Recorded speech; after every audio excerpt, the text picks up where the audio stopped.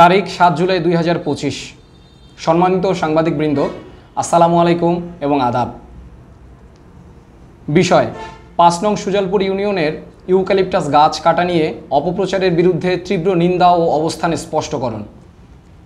আমি মোহাম্মদ আলামিন, যুগ্ম আহ্বায়ক, বৈষম্য বিরোধী ছাত্র আন্দোলন, দিনাজপুর জেলা শাখা। আজ আমি আপনাদের সামনে এসেছি একটি গুরুত্বপূর্ণ ও স্পর্শকাতর বিষয় নিয়ে আমাদের অবস্থান পরিষ্কার করতে। সম্প্রতি বীরগঞ্জ উপজেলার সুজালপুর ইউনিয়নের ৪ নং ওয়ার্ডের নন রেকর্ডভুক্ত রাস্তার পাশে কিছু ইউক্যালিপটাস গাছ কাটা নিয়ে একটি অনাকাঙ্ক্ষিত পরিস্থিতির সৃষ্টি হয়েছে।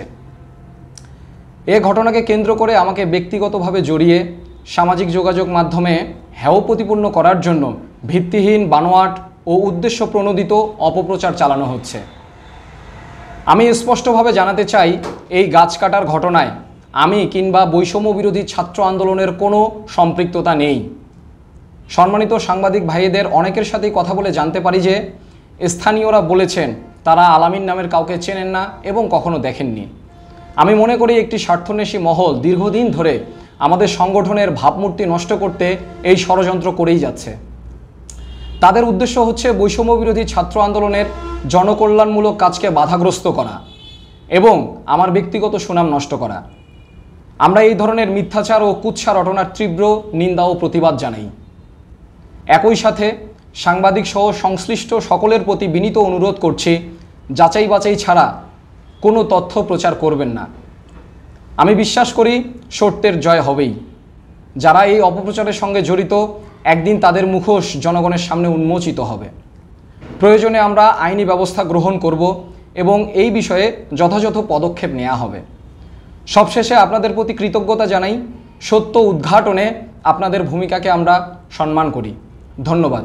আপনাদের কোনো প্রশ্ন থাকলে বলবেন। আসলে আমি যেটা দেখতে পেয়েছি, এখানে হচ্ছে সবুজ ইসলাম নামের একটা আইডি থেকে সর্বপ্রথম হচ্ছে এই অপপ্রচারটা চালানো হয়। যে আমরা সেখানে গিয়ে, আমরা বলতে আমি এবং হচ্ছে জেমিয়ন রায়, আমাদের দুইজনকে নিয়ে প্রথমে পোস্টটা করে যে সেখানে গাছ কাটার সাথে আমরা সম্পৃক্ততা ছিল আমাদের, কিন্তু স্থানীয়রা আমাকে চেনেই না।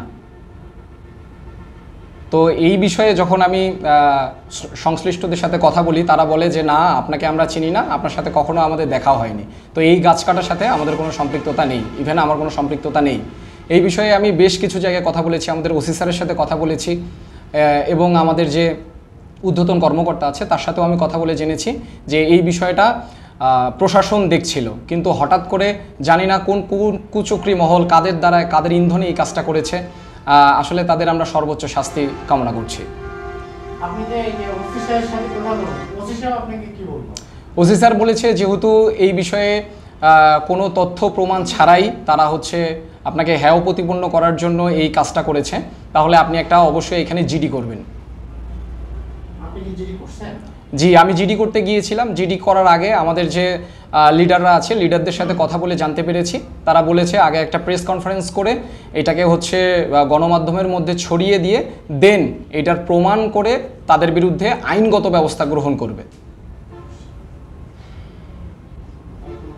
আপনাদের বৈষম্য বিরোধী ছাত্র আন্দোলনের উপরে যে ঊর্ধ্বতন যে কমিটি আছে, সেই ঊর্ধ্বতন কর্তৃপক্ষের কোনো নির্দেশনা আছে কিনা? জি, আমাদের হচ্ছে ঊর্ধ্বতন কর্মকর্তার নির্দেশনা এরকম আছে যে যেহেতু এলিগেশন উঠে গেছে যে এখানে গাছ কাটার ইস্যুটা নিয়ে কি হয়েছে আপনারা তদন্ত করবেন, কিন্তু যেহেতু আমার এলিগেশন আছে এবং আরও আমাদের যারা আছে তাদের এলিগেশন আছে, যারা এলিগেশনের বাইরে তাদেরকে দিয়ে তারা হচ্ছে একটা সার্চ কমিটি গঠন করে তাদেরকে সেখানে পাঠিয়েছে এবং স্থানীয় যে সংবাদ মাধ্যম কর্মী ভাইয়েরা আছে তারাও সেখানে গিয়ে কিছু ফুটেজ কালেকশন করার পরে হয়তো এটা আপনার প্রতিবেদন আকারে প্রকাশিত হবে। এটা তো প্রকাশিত হবে, কিন্তু আপনাদের বৈষম্য বিরোধী ছাত্র আন্দোলনের যে আপনাদের সংগঠনটি আছে, জি, সেটা পক্ষে কোনো ব্যবস্থা গ্রহণ করা হবে কিনা?